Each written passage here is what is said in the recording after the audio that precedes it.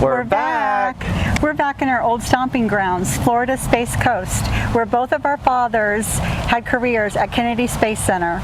They both actually spent a lot of time at the Vehicle Assembly Building. Most people refer to that as the VAB. Heck, we both even graduated from astronaut high school. Go War Eagles!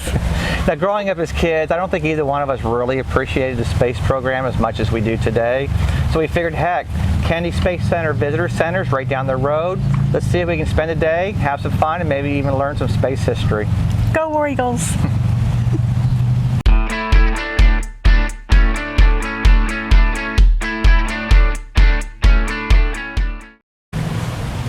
We spent the day at the Kennedy Space Center Visitor Center, and I'll have to say I was pleasantly surprised. We had a really good time. If you do plan on going, give yourself at least 2 days to see everything. We spent the full day from start to finish, and we probably didn't even see half of what they had to offer. Now, I know what my favorite part was. What was your favorite part?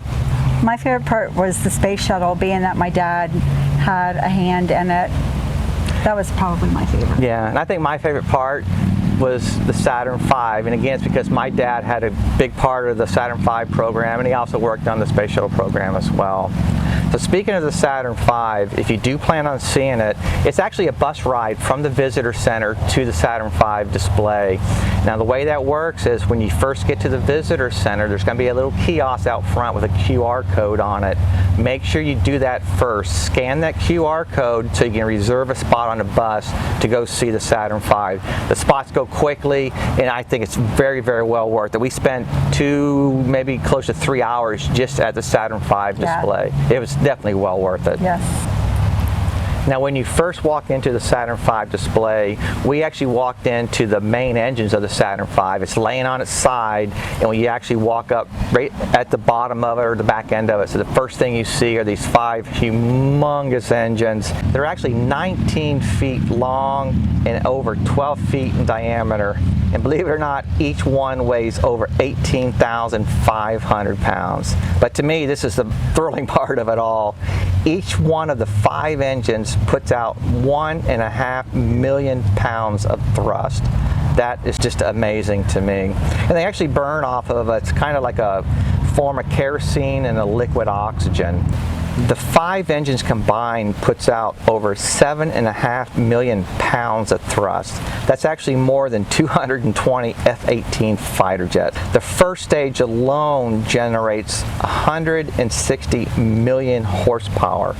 Now, a little bit of perspective on that, that's over 7,000 times more powerful than the Daytona 500 starting field. The Saturn V first 2 stages generate enough energy to power the Kennedy Space Center Visitor Complex for over 3 years, 8 months. That's a lot of energy. It's pretty amazing when you start putting all these facts together and realize how powerful this massive machine really is. And guys are all the same with the engines. That was probably a pretty big, impressive part for you, but for me, it was just walking along the side of how long this rocket is. It was just the sheer length of it was just, it's amazing. And then at the very tip, you got a little capsule with 3 little guys sit in, so it's a lot of power. It's like all that for this little tiny little top. Yeah, it's actually very, very impressive. And I'll tell you what, here's something else that's impressive. If you think about this. The Saturn V is 363 feet long, and to give you an idea how long that is, the tallest redwood is approximately 380 feet. Big Ben, 315 feet. The Space Shuttle, 184 feet. And the Statue of Liberty, 305 feet. So it's actually just a little bit bigger than the Statue of Liberty. So the Saturn V was very impressive, but I think even just as impressive was the display they had of a lunar lander, which is up towards the front of the Saturn V. Full-size replica. Had a couple of astronauts out there, looked like they were walking on the moon. But if you get a chance to go see it, go see it. The detail, the things you just don't see in books and in pictures. It was very impressive. Very. And then also they give about a 15-minute presentation, and you're in like a little movie theater kind of a thing. There's another lunar lander in there. It actually, they make it look like it's sitting on the moon. But what really impressed me was the way they did the presentation. You don't realize how close they were to aborting everything. They had to make last-minute corrections to the landing zone. They had a couple alarms go off. They had to figure out as they're trying to land. Very, very on edge of your seat type of stuff. Even though you know the way it turns out, you know everybody's fine. But impressive, very impressive, and it actually makes you very proud to be an American. It's one small step for man, one giant leap for mankind.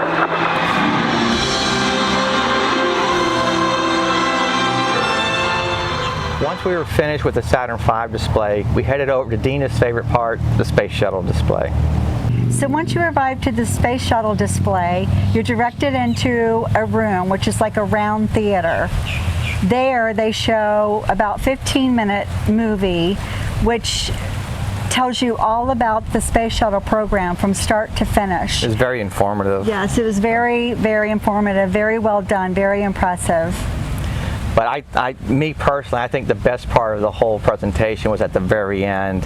At the very end of the presentation, you got to remember, everybody's kind of standing around in this round room. The lights, I believe they slowly dim down, if I remember correctly. So you kind of see it's kind of dark.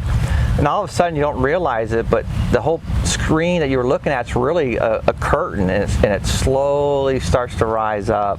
And as it slowly starts to rise up, some lights, I think, in the back kind of start to shine on the Atlantis. And as it comes up, you're standing right in front of the nose cone of the Atlantis Space Shuttle.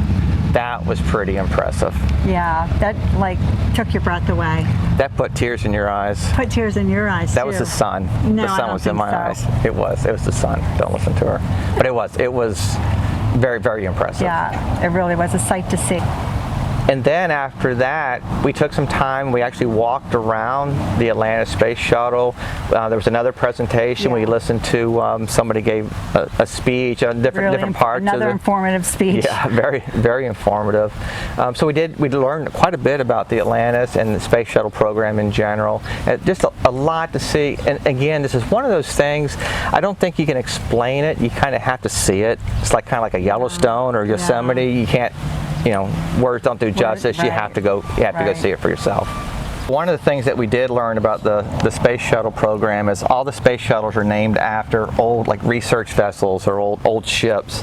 Now the Atlantis, that was actually named after a research vessel for the Woods Hole Oceanographic Institute of Massachusetts. Say that 3 times fast. Just some information on the shuttle Atlantis. Its first flight was October 3rd, 1985, and it was October 3rd through the 7th, and it flew all the way up until July 8th of 2011. That was actually the last space shuttle mission for the whole program. It actually spent over 306 days in space, over 4,800 orbits around Earth, and it actually flew 33 missions. And there was a total of 207 crew members on board the Atlantis. The first shuttle launch was April 12, 1981, and that was the Columbia. There's been a total of 135 space shuttle missions into space, and a lot of these are putting together the space station and even, believe it or not, fixing satellites in space. Pretty impressive. So after leaving with the excitement of the shuttle display, reality set in when we headed over to the Forever Remembered Memorial. Yeah, that was pretty tough. And if you don't remember, this is really a memorial for the Challenger crew and the Columbia crew. The Challenger lost all 7 of its crew members. Ronald McNair, who was a mission specialist, Ellison Onizuka, hopefully I pronounced that correctly, a mission specialist, Judith Resnick, another mission specialist, Francis Scobie, commander, Michael Smith, the pilot, Krista McAuliffe, a payload specialist, and Gregory Jarvis, another payload specialist. The Columbia also lost all 7 of its crew members. David Brown, mission specialist, Laurel Clark, mission specialist, Kalpana Chawla, mission specialist, Michael Anderson, payload commander, Elon Ramon, payload specialist, William McCool, pilot, and Rick Husband, commander. So walking through the memorial and seeing each crew member's personal belongings along with photographs of them as a child, pictures of them with their families, it was very, very touching, very emotional. It was tough. Yeah, it was tough. And you think you get through it and you round the corner and right there in front of you is wreckage from both the Columbia and the Challenger. And that was probably the toughest part of the day. Where's the tissue box? It's very, very emotional. The Challenger actually blew up about 73 seconds after takeoff on January 28, 1986. I'll never forget where I was at that time. And the Columbia actually, I guess, disintegrated upon re-entry February 1st, 2003. Again, both of these are pretty devastating for the space program. So after that emotional roller coaster, we had to lighten things up a bit. Now I was going to try my hand at being an astronaut. Don't quit your day job. Oh, I won't. NASA, you have nothing to worry about here.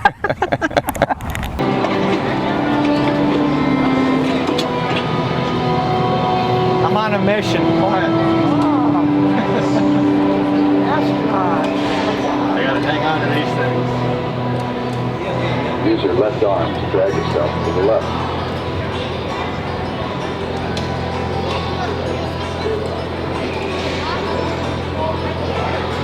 I couldn't get mine. Drill from the top down. I got this time. Here, let's try this trick. Quick. Listen, you gotta read it. Stand right there. Hey, man. Here, tells you right here.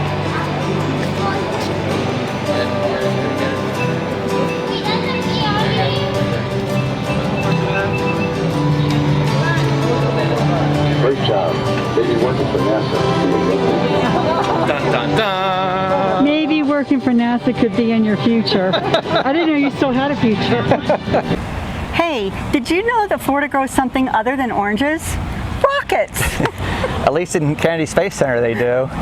They have something called the Rocket Garden, and it actually has about a dozen rockets in it. We did catch this on the way out. We were kind of at the end of the day. I do wish we had a little bit more time that we could have spent there, but actually it was pretty neat. There's about a dozen rockets. I think they were all standing upright except for one. There was a Saturn 1 or a Saturn 1B laying on its side, and it kind of dwarfed all the other ones. Again, it was pretty neat. I wish we did get to spend a little bit more time there in the Rocket Garden. If you do plan on heading over to the Visitor Center, I would suggest going to their website first at kennedyspacecenter.com.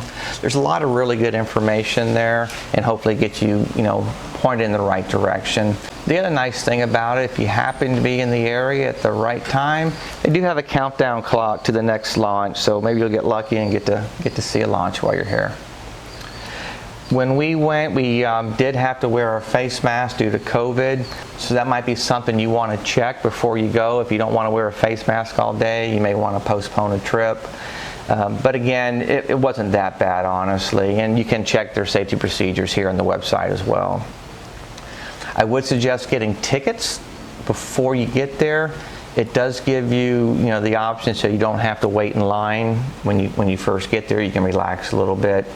You can see a daily ticket is $57 for adults and multi-day is $82 for an adult.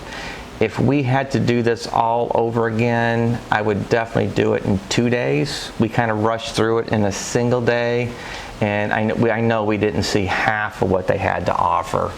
I would definitely get the multi-day pass and do this in 2 days. The other nice thing about this website is you can actually build your own itinerary. If you're really not sure what you want to see or what you think is worth seeing, go ahead and build an itinerary. It'll give you some really good options and really good ideas of what they have to offer. And I think they probably, when you do build an itinerary, it kind of puts things in order of, maybe the must-sees first so you don't miss out on anything. But we'll go ahead and build a sample itinerary. We'll click on this link up here. We'll pretend like, yes, this is our first time. Yes, we're going to do this for 2 days. Do we want kids? Sure, we'll have kids today. And it's going to build you an itinerary. Again, you have your map, you scroll down, and here you have day 1 and day 2. Again, these are samples. It's a sample itinerary, but it gives you a really good idea of what they have to offer and probably some of the important things you want to try to hit to first. So if you do plan on going, head over to the website, get all set up, and when you arrive, you'll be ready to go. We hope that you enjoyed our video of our visit to the KSC Visiting Center. We did not get to spend as much time as we had liked to. Yeah. There's a lot to see and do. We wish that we had actually gone for 2 days. However, if you've been there and there's a favorite part that you would like to share, please comment below. We'd love to hear from you. If you haven't already subscribed to our channel, please go ahead and subscribe now, hit the like button, and go ahead and hit the notification button so you can be notified when our next video comes out. And remember, always live life to the fullest.